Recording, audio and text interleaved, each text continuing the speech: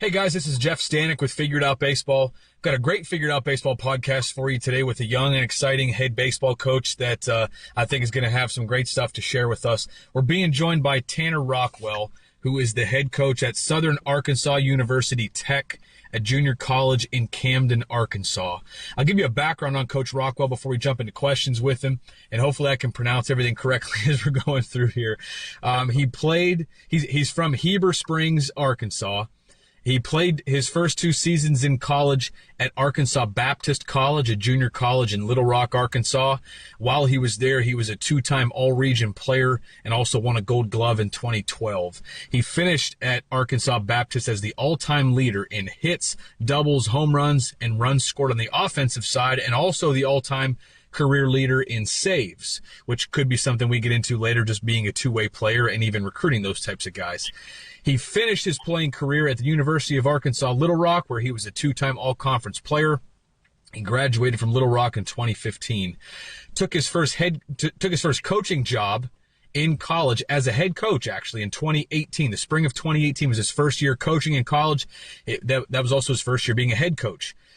He was the head coach at Arkansas Baptist College just for 1 season. Then in the springs of 2019 through 2021, he spent 3 seasons as the hitting coach, recruiting coordinator at Ouachita Baptist, a Division II school in Arkadelphia, Arkansas. And then in April of 2021, he accepted the head coaching position at Southern Arkansas University Tech. They're just starting a baseball team there. They will field their first team in the spring of 2023. So he'll have 1 full year basically to recruit guys on campus before he's got to start there.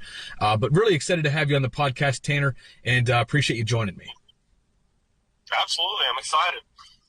So typically I like to start with something from the bio that stands out, and there are definitely a couple places that we could start.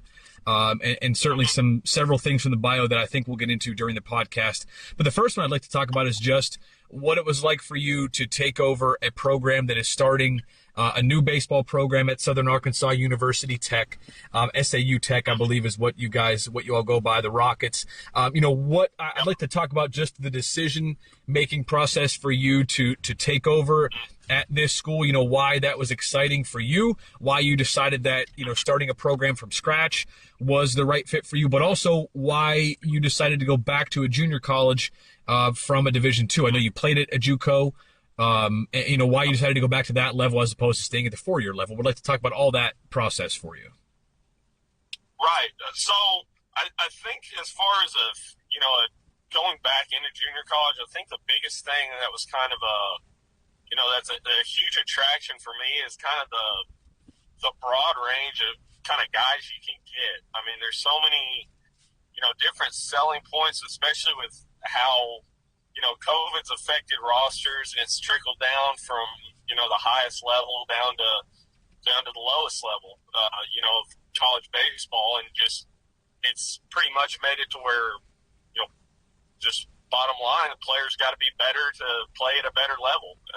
I think that it's kind of eliminated a lot of the kids that are probably at a level that are a little bit higher than what they may be at that time. It's kind of weeding them out a little bit. So junior college, I feel like right now is, one of those places where, I mean, you can really collect some talent if you work at it. But I think the biggest thing, for me that attracted me, because in my 3 years at Ouachita, by the time I left there, I mean, that job as an assistant coach under, Luke Howard, I was in a very comfortable spot. I mean, I loved the campus there, loved all the people I worked with, and everything as far as, facilities and, that campus is so nice that, attracting players there was not all that hard to do. I think the financial thing for me, I think, was one of the biggest attractions. Coming from a private school that's, one of the better academic institutions around this region, the academic side of it was very appealing to a lot of people, but it eliminated, from a financial standpoint, a lot of kids that, just simply aren't going to be able to afford a private school education. And, and that's coming from a guy who definitely wouldn't be able to be in a position to afford it when I was coming out of high school either. So I think that was kind of one of the main attractions. The other thing for me is that what I've noticed both coaching and, playing in junior college is you've got kids that baseball is, the first thing for the most part they think about when they wake up. It's one of those things that you have a lot of time to really perfect your craft and work on what you need to work on without as many of the practice regulations and time restrictions and things like that you're going to deal with in an NCAA school, whether it's Division I, II, or III. You're going to have your restrictions as far as time.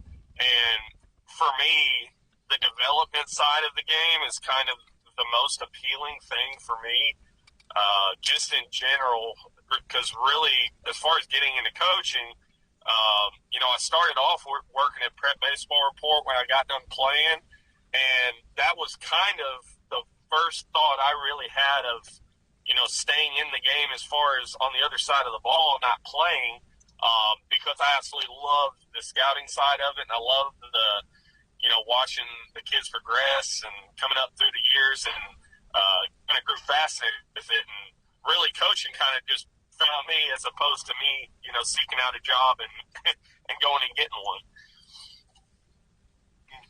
All those things you mentioned about junior college are things that I grew to love. I coached at a couple of different junior colleges and really loved both stops. And at this point, I'm not necessarily looking to get back into coaching right now, but if my kids get older and I decide that I want to get back into it, I think the junior college route is a way that I'd like to go for all those reasons that you said. And honestly, I've got a little boy at home he's 4 years old, and he kind of got the baseball bug this summer. He loves watching it, wants to always wants to go outside and hit and likes to pitch as well to me. And we have a lot of fun. Yep. If he ends up playing baseball or potentially any other sport in college, but particularly baseball, like, I'm going to push him to go to junior college because I really, really believe in all of those benefits that you just mentioned. Now, Tanner, let me ask you this. This is different in different parts of the country as far as how people view junior college. I think in areas of the country where the junior college ball is strong, high school players, tend to be more open to the level. But I think I might be wrong on that as well, because I had a junior college guy from Florida on here a while ago, and even he said that he can't get juniors, even in sophomores in high school, like you can at a 4-year school to commit. Even he has at one of the best Division I junior colleges in the country in Florida. With draft picks coming out of there and all that, he has a hard time getting guys before their senior year, and it's almost like a lot of guys have to explore their other options first, and the guys have to fall through the cracks for whatever reason to wind up at a JUCO. So I know this is going to be your first go around at SAU Tech, but you've been at a junior college before, for a year as a head coach at Arkansas Baptist. You played there. What is going to be your selling point, and how do you plan on just talking guys into it when because the guys you're going to be recruiting, I'm sure, are going to be looking at Division I programs, looking at strong Division II programs, and I'm sure those are the athletes you're going to target as far as their athletic ability. What are some selling points that you plan on using and probably have already started to use when recruiting guys to a junior college program? Yeah, I think the biggest thing right now that's kind of works into the favor is, after the COVID restricted year and, them canceling that season and giving everybody a year back of eligibility, I don't think anybody, and this isn't just the NCAA, but I don't think anybody could really understand kind of the ripple effect that had on recruiting and rosters and everything like that, especially when you're talking about some of these Power 5 schools that are committing 20 kids in a class, and really they have to when they're having to dodge the draft and all these things, because you just never know if you're an SEC school and you have 15 signees, well, 7 or 8 of those guys sign, then you're kind of in a weird spot as far as recruiting, because you're going to lose probably a handful of juniors to the draft, and then you've got seniors moving on. So you need a fairly big incoming freshman class. Well, when they cut down the roster, or when they expanded the roster size at some of these schools, I mean, you've got SEC schools with, 65, 70 kids coming to campus, or, even these mid-major Division I's, around this area that, some are at 60, 65 guys, and they've got 22 to 4-year-old, veterans that are 5 or 6 year players that are out there running around. If anyone who's been around college baseball can tell you, there's a very huge gap between not just the physical side, but the mental side of, an 18-year-old kid coming into campus and a 23-year-old kid who's, pretty much a full-grown man at that point that's been playing for 5 years. The odds of you getting out there and actually getting your feet wet in the games are just not good. And it has nothing to do with, how good of a player you are. It's strictly off of, the circumstance that's going on right now. So I think the biggest selling point for some of these guys, and we just, I've been out recruiting pretty much all summer, and just started, we actually had one of our first visits yesterday, and have, another dozen lined up for the rest of the month, and all these kids, and especially the kids that you're trying to get on early, all these kids, and I've told them, and I fully believe it, that in a normal year are a Division I player that should probably already be signed and shouldn't even be available, but it has nothing to do with their talent. It has to do with, now the depth of these rosters is so deep that, these mid-majors and Power 5 Division I's can't take that borderline project type, kid out of high school, because they're 2 or 3 years away from even realistically being able to get on the field. So if you're going to want to really develop, in my honest opinion, you need to be out there in the fire and being in some games, because I don't care, how nice of a school it is and program it is, getting up there and rotting on the bench for 2 or 3 years and then expecting to go out and only having, 1 or 2 springs to really go out there and play. I just think you're cutting yourself a little short. I think's the big thing. And I think before, these last 2 years, but I think this high school class has been probably affected the most by it, just because it's kind of starting to settle in a little bit and people know exactly the circumstances they're in. And these high school kids just aren't getting offered the money that, that they are expecting to get, because there's just none left. Because it's not like that they're expanding the rosters and then giving these guys another, 3 or 4 scholarships. It's the same amount of scholarship money with another 15 kids or 20 kids on roster. So there's just not a whole lot of money going around. So kids are going to be paying a lot of money to go to these schools, and that's just the bottom line. And if you've got a chance to get in somewhere, and if you're a pitcher and throw 60, 70 innings in 2 years or even more than that, and develop and pay bottom dollar for, to have to go to school. And I think it's just an easier route for a lot of these guys in these last 2 years, especially, than it has been in the past. But Arkansas really has just started to open up the junior college route that it's really desperately needed for the last handful of years, because when I was out playing, it was, Arkansas Baptist was essentially the only junior college that was even available. And you're playing in a conference, with the Division I Oklahoma JUCOs, where if you're not going to OU or Oral Roberts or OSU, everybody's going JUCO. So, and every one of those programs are strong when you're talking about, Eastern Oklahoma and Connor State and Seminole State and some of these places that are powerhouses essentially every year. And those kids are going to school for close to nothing.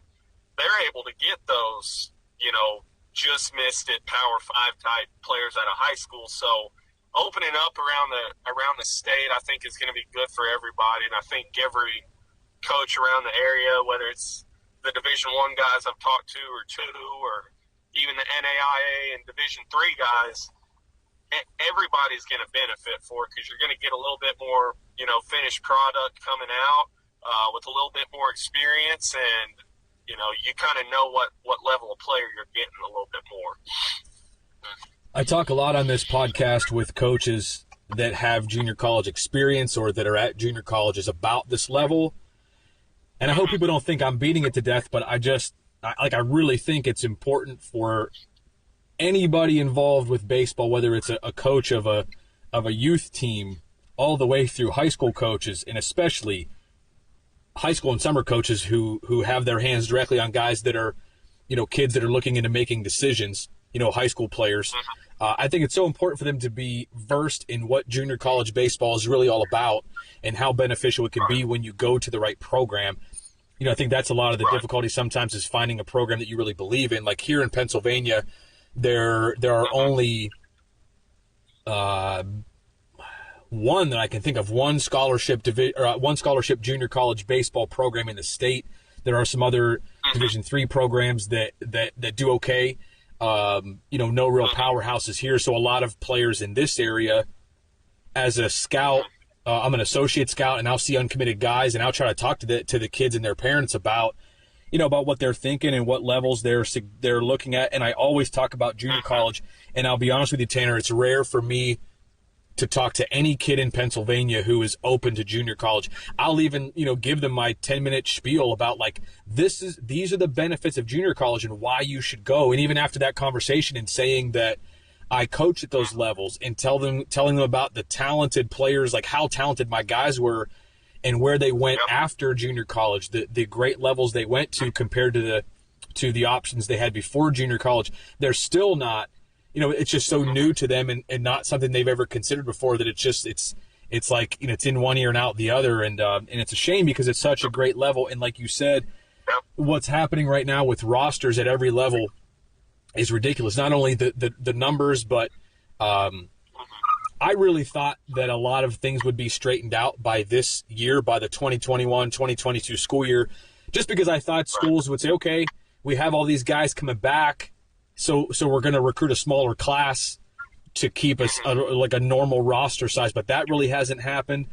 And I've seen guys here that in a normal year would be no doubt Division I guys who are going Division II, and guys that would be no doubt Division II guys going Division III. Not to knock those levels, but like they're not even getting opportunities from the level I thought they would go to, because those higher, every level basically is, the rosters are so full.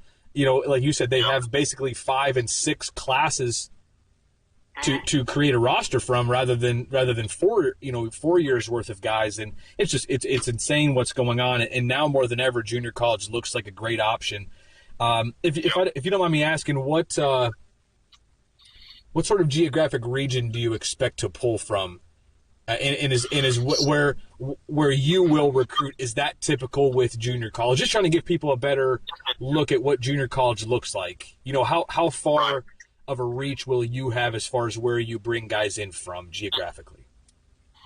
Right. So as far as guys that are, the last 3 years at Ouachita, our region was pretty limited with kind of places we could pick out of, just with, the way the financial, the burden was with the way it costs to go to school there and things. So you were mostly having to pick big cities and, go in there and, try to find the kids who are slipping under the cracks and that can afford to go to school and that are getting pretty good academic money.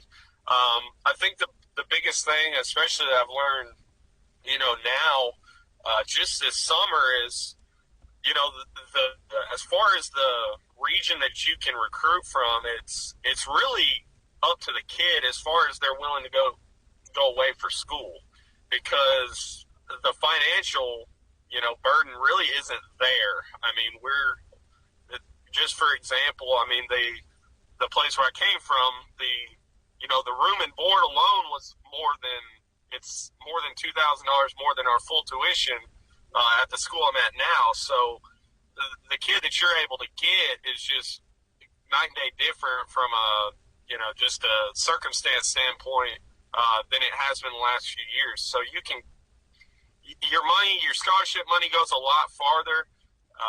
Kids are essentially, for the most part, if they're taking care of their stuff in the classroom, are really only paying to live and eat for the most part. I mean, there's not a whole lot of excess fees or anything like that. I think the big thing the big place that we had a lot of success at Ouachita was down in the Dallas area. There's just so many kids, and it's such an easy drive for where we're at in South Arkansas that are also, the kids are very aware of the junior college scene, just because there's so many good ones in Texas, whether it's region 14 or 5, and that those two Division I conferences are as good as it gets. I mean, most of those kids are, I've got some friends that coach in some of those leagues, and they're churning out 12 to 15 Division I players, and 2 or 3 draft picks about every year.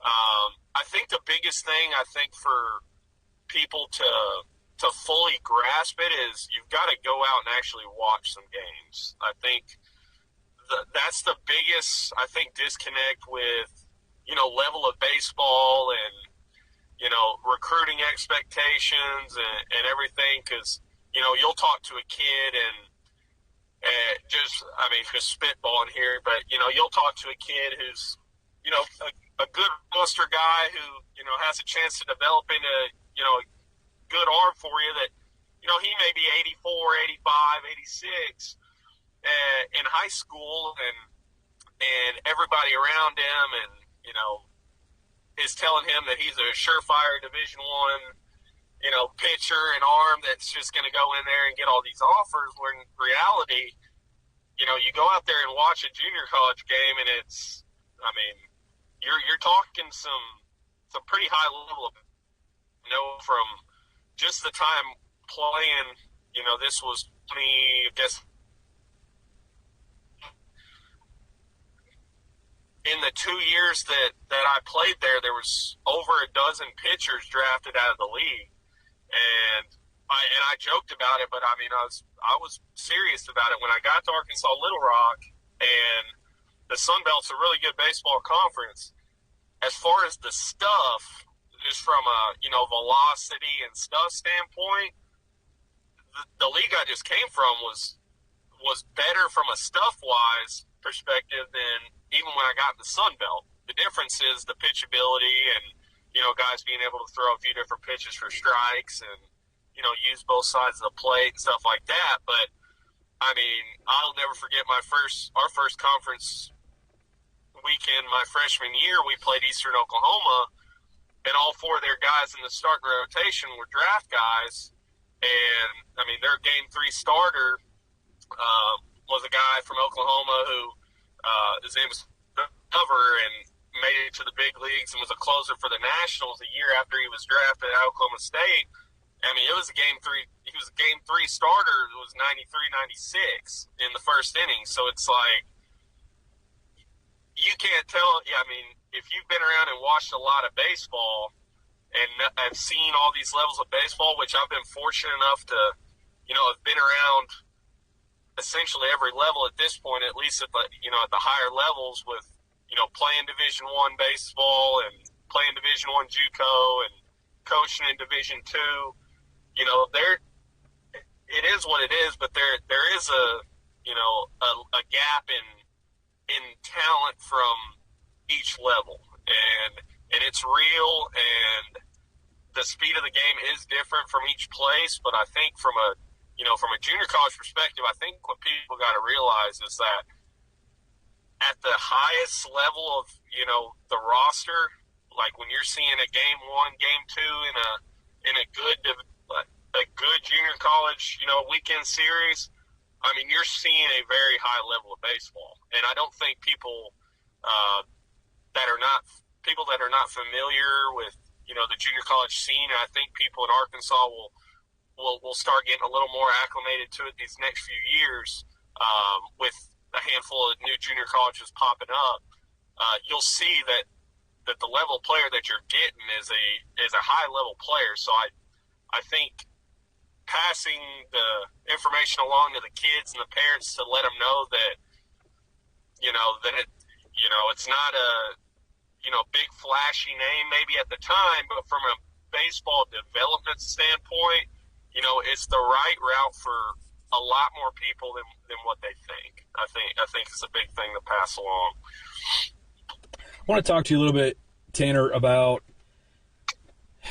what happens at junior college compared to four-year schools as far as development. Well, focus on development as opposed to focus on winning. And I would just like to know your perspective. And again, I like to ask these questions because I think it's important for people to know all this. There's a lot of, when I do talk to junior college coaches or guys that have been there before, and we talk about the level, there's a lot of talk about, a guy can go to a player can go to a junior college for 2 years and develop and have a chance to be on the field more for 2 years. And again, you're just starting the program there, but your vision as the head coach at SAU Tech, is there more focus on development? Is there more focus on winning with a mindset of like, if we win, then we will be developing guys? Just kind of curious where development fits in to the junior college level, where you have two goals. Of course, you want to win a lot of games, but at the same time, you're also trying to help guys get to the four-year level. So just curious where those two things intersect as far as development and winning come into play for you. Right.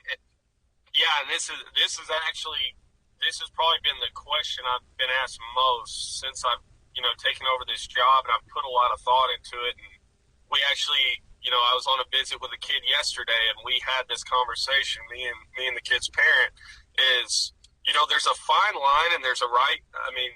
There's no clear right, wrong way to do it. Some people do it a little different than others.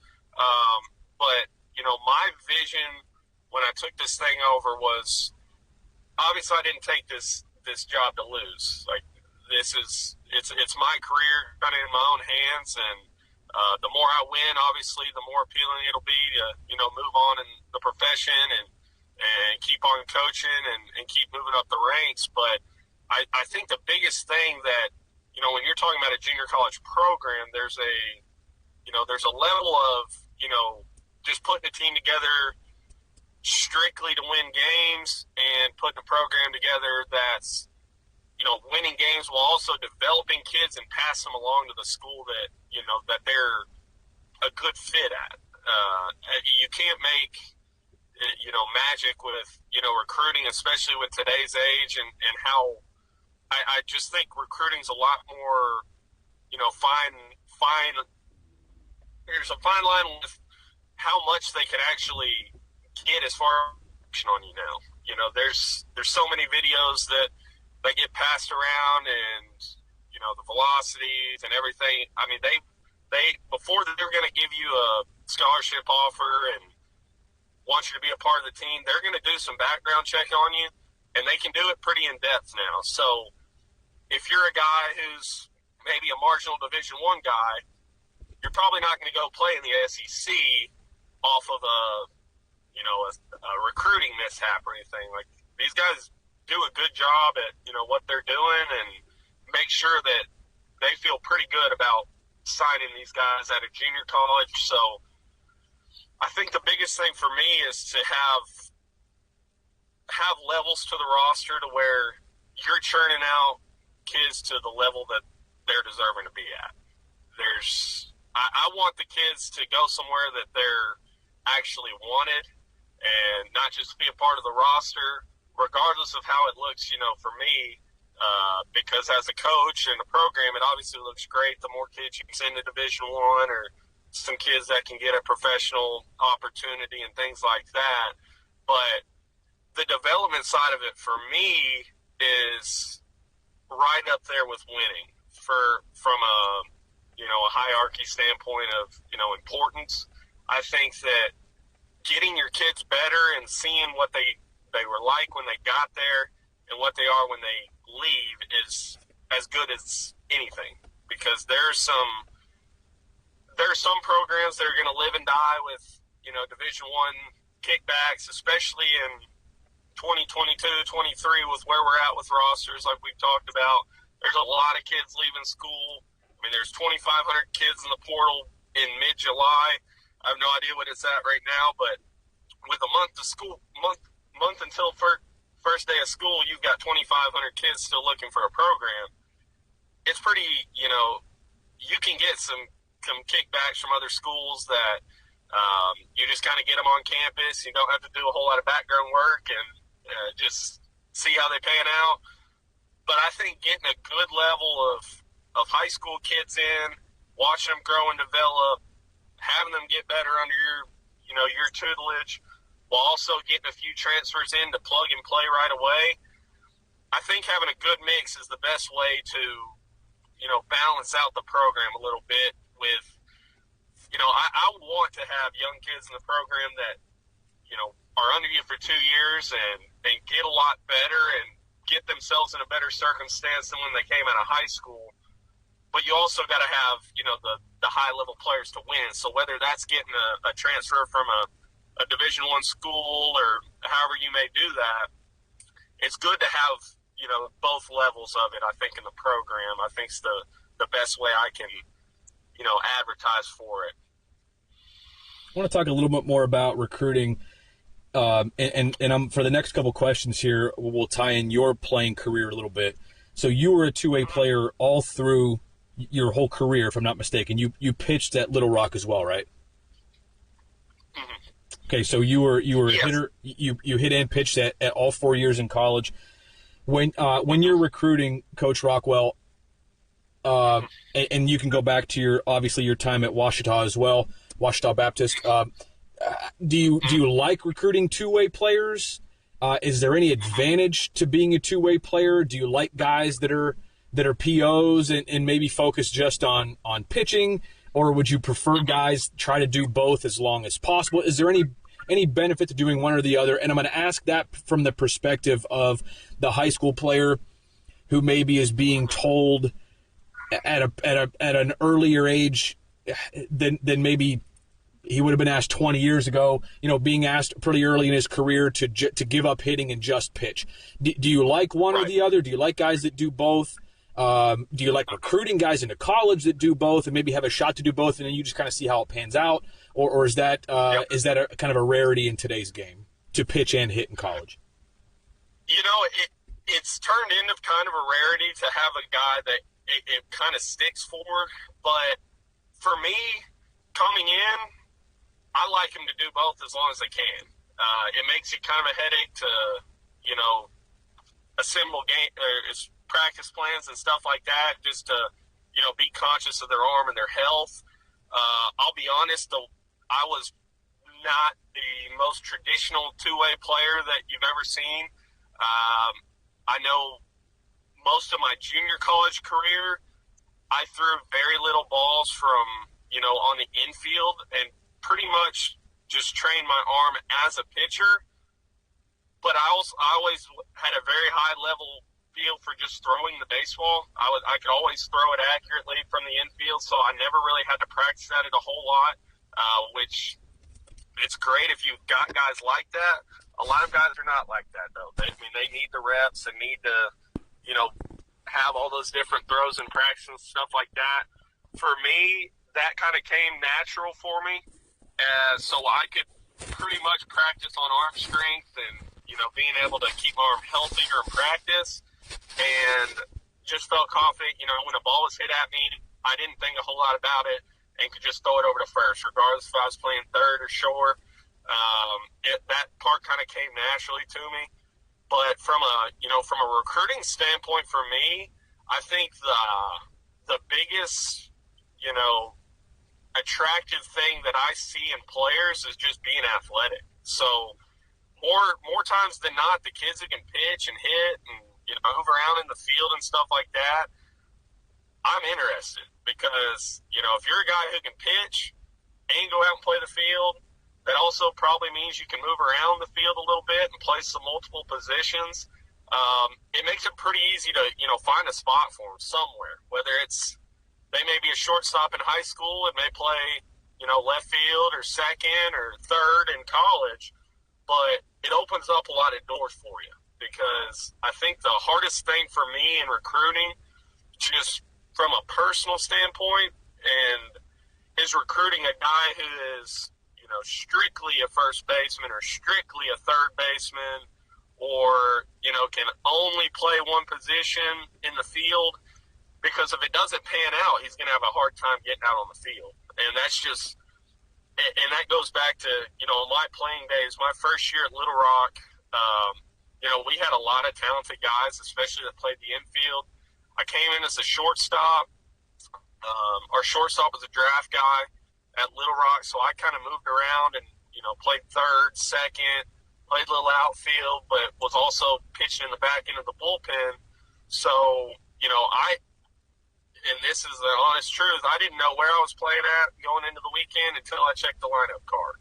And whatever it was at, I just went and grabbed whatever glove that I used for that position and then went out and played it. So, but talking with coaches and, people that are watching me play and things like that, it was a huge, kind of safety net for the way we could move our lineups in and around. Because if another guy was, another guy was hot in the lineup and needed to play second, I could go play other positions. And that, for me, is the most attractive thing, with recruiting. Guys that can do multiple things. I do think there's something to say about if there's a good enough gap between your pitching and your hitting, it usually sorts itself out really quickly in college, because when you get on the same playing field from a talent perspective that is just higher than high school, because high school you can just get away with some stuff that in college you just don't get away with for very long. And I was talking about this yesterday with a parent. If you're 85, 86 in high school at some of these levels, you could throw fastballs on the outer half of the plate for strikes, and you may not give up a run all game just based off your stuff and just being a higher level, talent wise. Where in college that stuff doesn't exactly work. But if a guy has, a high ceiling on the mound and he's a little bit limited, whether it be, from a tools perspective at the plate, usually, that decision usually gets made pretty quickly. But for me, I like watching them do both and seeing, how it pans out and how it kind of projects over the first little while. Usually, for sure, by the end of the fall, it usually sorts itself out. But some guys are, from a mental standpoint, I think the biggest thing with, especially for me and being a two-way guy, that helped me out a lot is I could very easily turn off, my pitcher brain and my hitter brain pretty much instantly. So when I was done pitching or when I was done hitting and needed to concentrate on something else, I could shut it off. And that's one thing I do see a lot of high school kids and, even second or third year kids struggle with a little bit. They can't put an at-bat behind them, or they can't put an inning, on the mound behind them. So it makes it awful tough to, balance both of them. But to answer your question, I like the guys who can do multiple things and, get them out in game situations and let them play a little bit. And it usually sorts itself out pretty quickly. So, I like guys who can do both.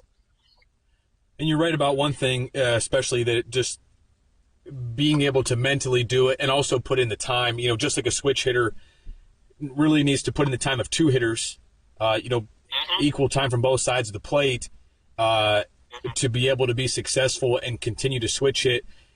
Two-way guys in college need to have that work ethic as well to be able to put in the time that it takes, all the time of a position player to be right where they need to be offensively and defensively, and then all the time that the pitchers put in with everything they're doing throughout the week and the extra focus on arm care.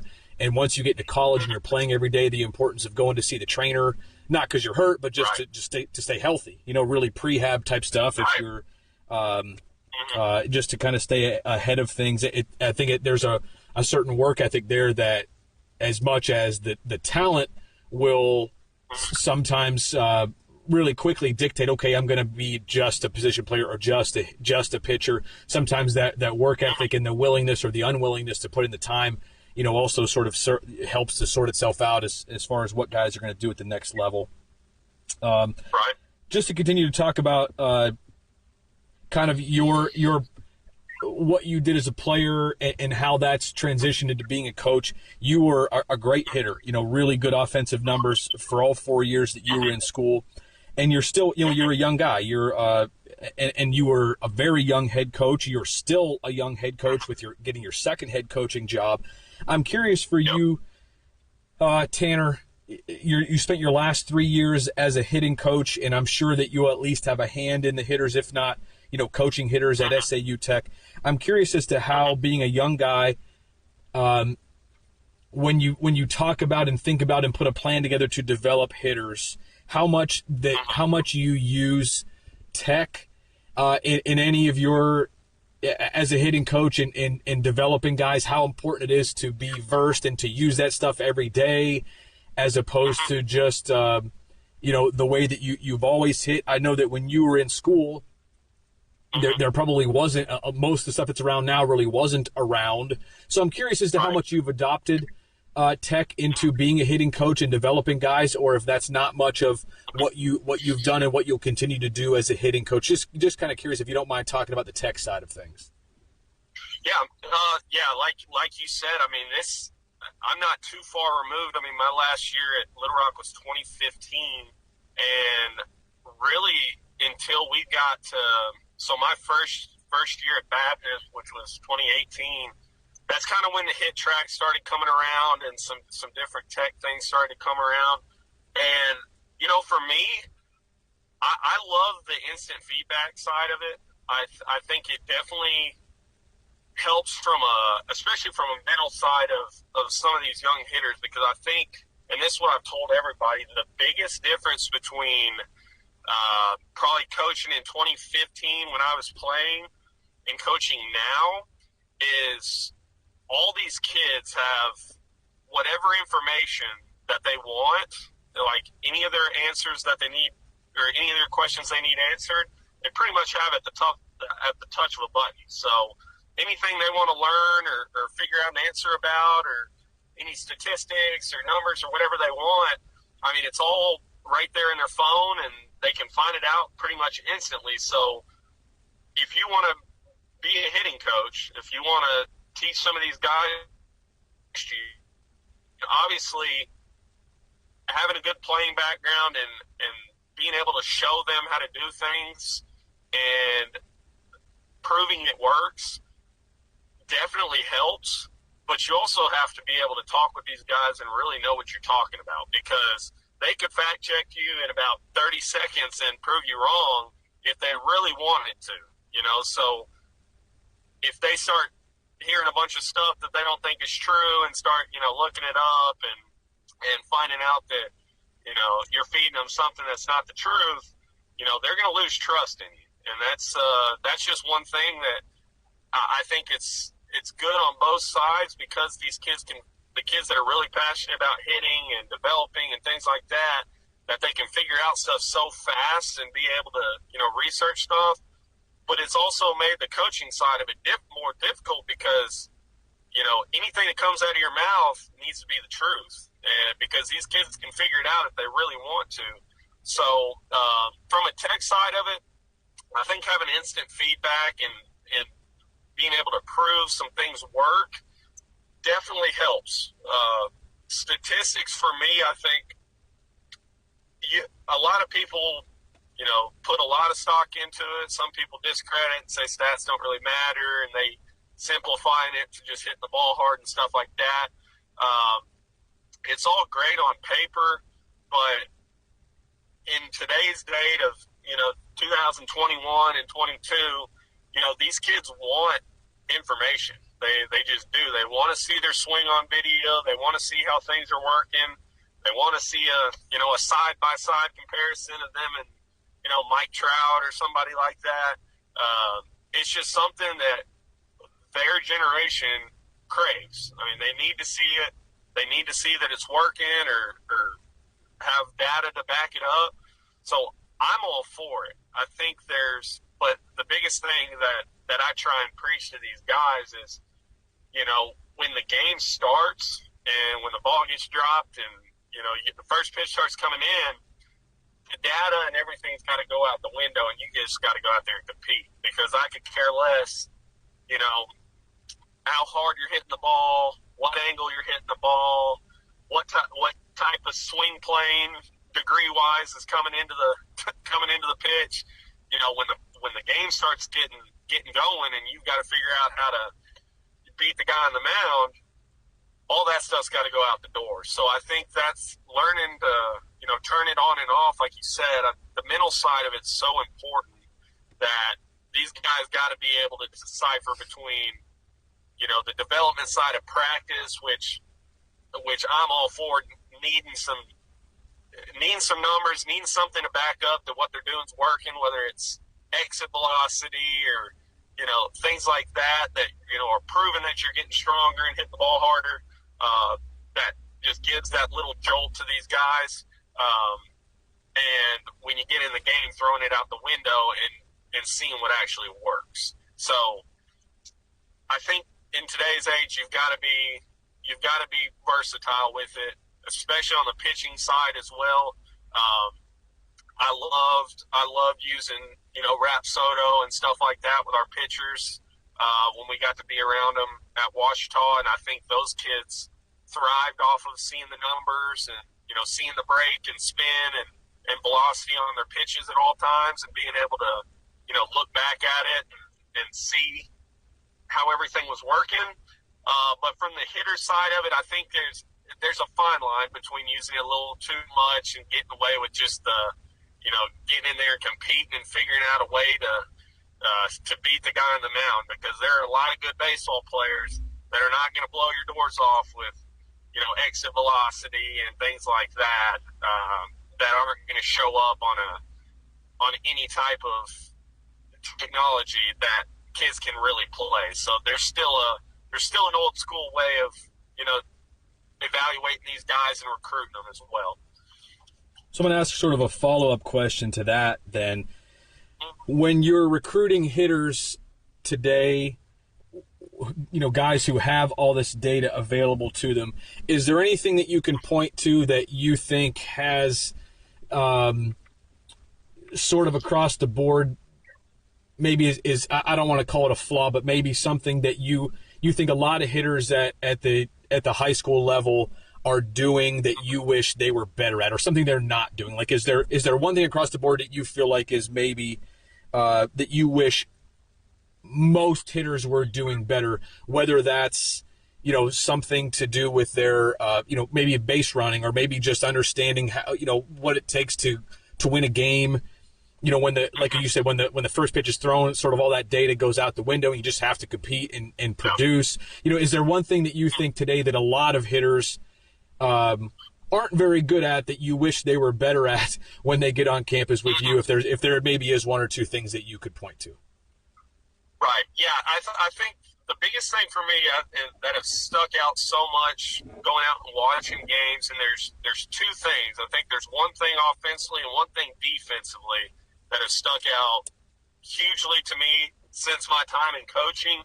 I think understanding the value of striking out, I think, is the big thing for me at the plate, because I don't think there's anything that turns me off about a hitter more than, a guy coming in not aggressive to hit early, taking that first pitch strike down the middle just to, feel out his at bat a little bit, and then overswing with two strikes, which to me is the complete opposite of, what I want to see and what my approach would want to be is, a blanket approach for hitters. I would rather than be very aggressive, getting into the box, getting their best swing off twice, and if it doesn't work out, doing whatever it takes to put the ball in play.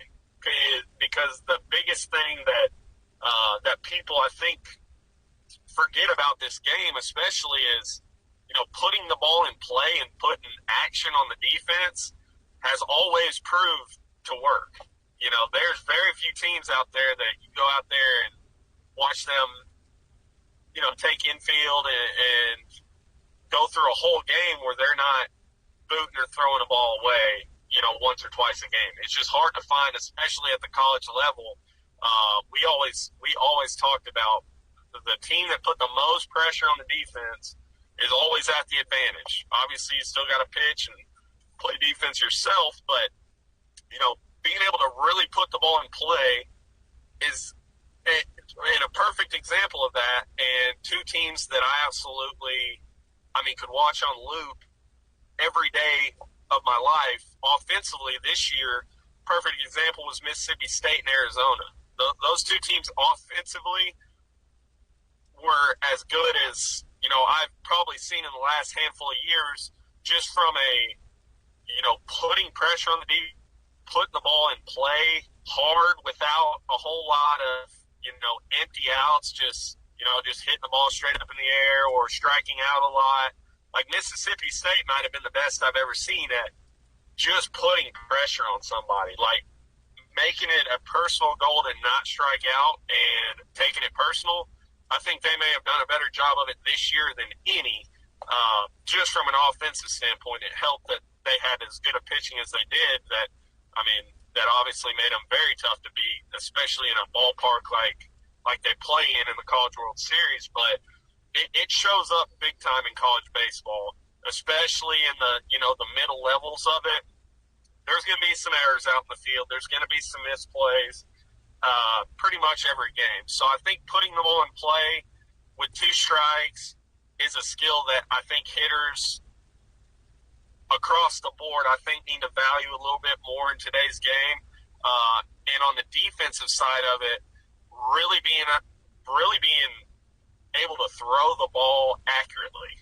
And this is more from the infield. Outfield is a whole different ball game. But one thing that I see so much in high school games, even from high school shortstops, is being able to throw the ball accurately and get rid of it quick, and being able to throw from some different arm angles, because these kids, when they want to play shortstop, third base at the college level, you need to have a pretty good feel for your arm and being able to throw the ball in the bag. And like I was talking about earlier, I'll be honest, it was one of those things that kind of came natural to me, that I could always just kind of, wherever I fielded the ball, just throw it from there and be able to throw it on the money.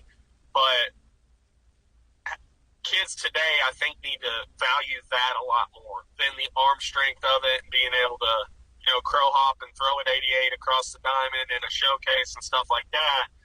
But being able to throw it accurately with good backspin and carry on it, I think, is something that, for me, it's super attractive when I see it out, and seeing high school infielders be able to do it, that I think kids can value a lot more on the defensive side of the ball.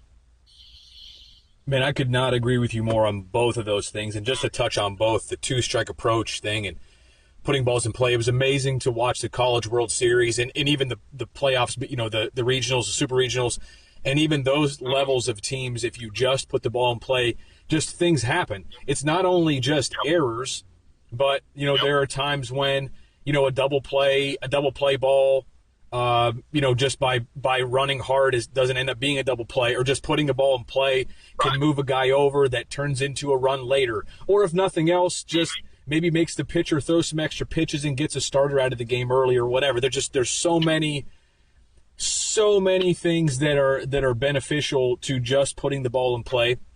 And at most levels, like you said, the most middle levels of college baseball, like, really good junior college programs, NAIA programs, Division II programs, just by putting the ball in play, you're going to create more errors. You're going to create more base runners, just by putting it in play. And then what you said about the ability to throw the ball accurately as an infielder. I know that for me, as a junior college and Division I recruiting coordinator, I was more attracted to a defender who, through games and even, showcases to a point, but in showcases you don't normally get to do this a lot. Sometimes I guess if you're taking your ground balls through your showcase round, you get your backhand, your forehand, your slow roller. I was more attracted to the guy who could make throws from basically, the the outer reaches of his defensive positioning. So like his maximum range. So you have a shortstop that ranges as far as he can to his right and his left, and the slow roller, and a guy that could make all of those throws accurately. I was more likely to want to recruit a guy with like borderline arm strength for that position, who could throw from different angles and where it seemed like every throw, no matter what, was hitting the first baseman in the chest, than I was the guy that kind of crow hopped and was like 93 across the infield. Yeah, the big arm is great, but to your point, a guy that can make accurate throws and just somebody who the ball sticks in his glove, first of all, and then he's going to make the throw and make the accurate throw. Basically, the guy that gets to balls and gets outs, that's the guy that's going to end up playing. And I'm sure you've experienced the same thing, but sometimes there's the guy with bigger tools and louder tools that just doesn't make the routine play consistently. I don't care how good his tools are on showcase day. If you can't make the routine outs, you're probably not going to play that much at the college level, at any level, because there's a guy that is going to do that stuff with maybe the tools aren't quite as loud, but the guy that can consistently make outs and is going to be reliable on defense is probably the guy that's going to play the majority of the innings. Yeah, well, definitely as far as in my fight, this being my fifth year, especially from a shortstop perspective, and I know people love the flashy play and love seeing it, but more times than not, when we're sitting in office figuring out exactly what we want our shortstop to look like, it's always comes down to who's going to make, the boring routine play the most of the time. Because just at a college level especially, unless you've got a really tooled up guy that's got some serious arm strength and can also get to the ball quickly, there's not a whole lot of the backhand, deep in the hole plays that get made in college anyways. So the majority of the plays that you're getting are, the boring 3 or 4 hops right at you to shortstop, where you don't have to throw the ball 90 across the diamond. It's a flick of the backspin, throw over to first, and just hit the guy in the chest, and that's pretty much it. So we always talked about it. We had a really good one my first year at Ouachita, and I had a really good one my first year coaching at Baptist, who's playing a little professional ball down in Mexico right now, and they just make the routine play every single time, and it's a lot easier on you as a coach, especially, to just know that if it's hit on the ground at him, it's going to be an out, pretty much. Coach, as we wrap things up here, I just wanted to see if there's anything that we didn't talk about that you'd like to talk about, anything that we missed that we didn't cover that you really feel passionate that you want to talk about before we wrap this up. Right. No, I think the biggest thing right now that's just, it's kind of always weighing on me is it's from the recruiting side of high school kids and them figuring out exactly what's the best fit for them and figuring out all the details of the school that they're going to visit and wanting to play for. And I think you can cut down a lot on like we talked about, the transfer portal situation and kids being unhappy and wanting to transfer. I think a lot of it has to do with, doing the background check early on schools that you're interested in and wanting to go to, because like what I talked about with the kid that was on campus yesterday and that I've talked with everybody with is, probably the biggest emotional high that any of these high school kids go through is, the day they put that they're committed to wherever school they're going to on Twitter, and they've got all of their ex-teammates and ex-college coaches that have coached them in the summer and, showcase coaches that are all, super excited and congratulating them and texting them and everything like that. And then once you get to campus and nobody really cares anymore, it's time to go to work and you've got to find a way on the field and get comfortable and, impress your coaches while also going to school full time. I think the biggest thing that I can hopefully express enough to these high school kids is, find somewhere that you're actually really valued and wanted, as opposed to, a guy that's a good roster filler that's, going to look the part, but they don't really have high aspirations of you going out there and really contributing. I think figuring that out while also figuring out the situation with the roster size and how many kids are on campus, what kind of classes they're bringing in, the depth at your position, I think is another huge one that kids aren't looking enough into. Like if a school's signing, 7 or 8 shortstops, you better be open to, possibly moving around because only one of you can play over there. So I think that's the big thing that I really want to get out there and express to kids is, do some background work and figure out exactly what situation's going on at the school you're wanting to go to. Look at the roster online and figure out who's all signed to that school and figure out if it's really somewhere that you're valued as opposed to, just another kid that's getting recruited to, fill the roster up. So that and going out and watching baseball. If you're a high school kid and you want to self-evaluate a little bit and figure out what kind of level that you're really deserving at, especially in 2021 to 23, you need to go out and watch some games at each level. Go out and watch a mid-major Division I game. Go watch a Power 5 SEC game. Go watch a Division II, III, NAIA, junior college, all those games, and be honest with yourself and figure out if that's actually the level that you think that you fit in best at. Because the hardest thing in the world that I can imagine kids going through and all the recruiting decisions I made from schools that I went to was based on going to a school where you're valued and that you think that you're going to go in there and contribute. So it will far outweigh the name that you're putting on your Twitter that you're committed to or that you tell all your friends about. Because ultimately, if you're getting to watch from the sidelines instead of being out on the field, that care is going to kind of go out the window from people around you. So that's the biggest thing I've got. That's some great truth and some hard-hitting truth to some people.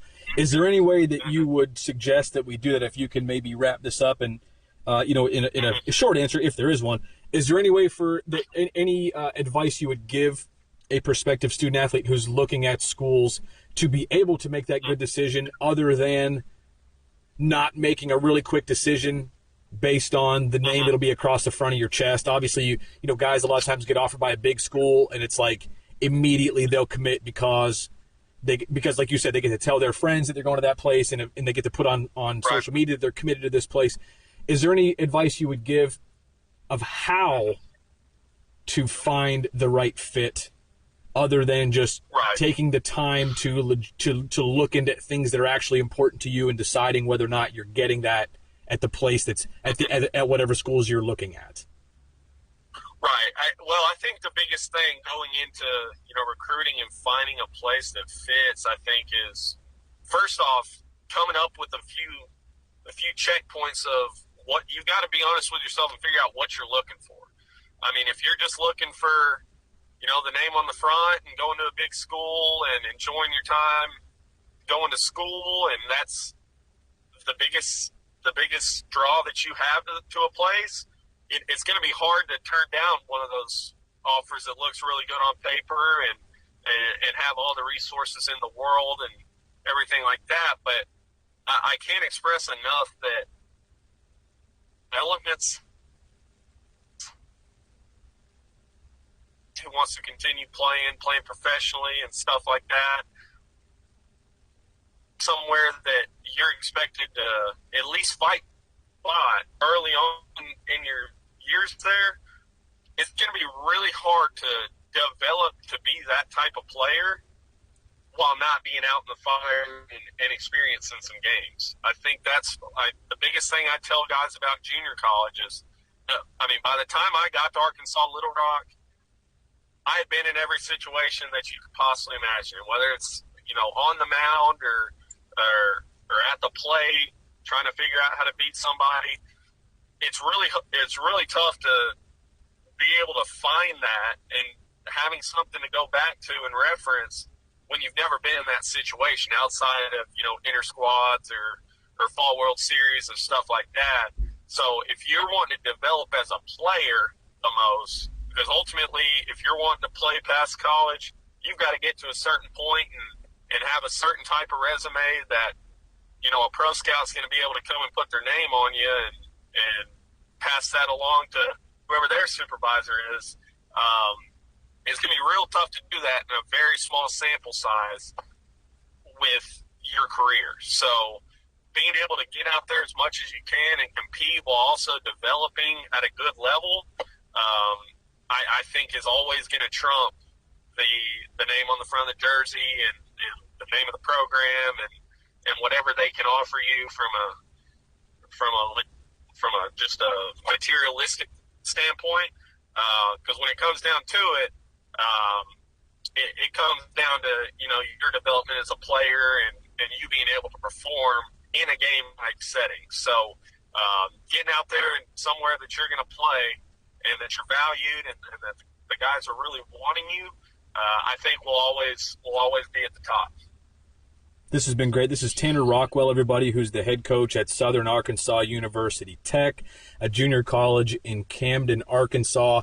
If you want more information on the recruiting process and things that, as a prospective student athlete, you can do to make sure you're making the right decision, you can visit figureitoutbaseball.com. We've got dozens of recruiting videos, both on the free and the premium portion of the website, which can hopefully help you to make better decisions. But some very, very good insight from Coach Rockwell here. Tanner, I sincerely appreciate you joining us on this podcast. I know that you've got a lot on your plate right now trying to put together a first-time team there at SAU Tech, but I really appreciate the time that you put into this podcast today and all that you've shared with us. Mm-hmm. Absolutely. I appreciate you having me.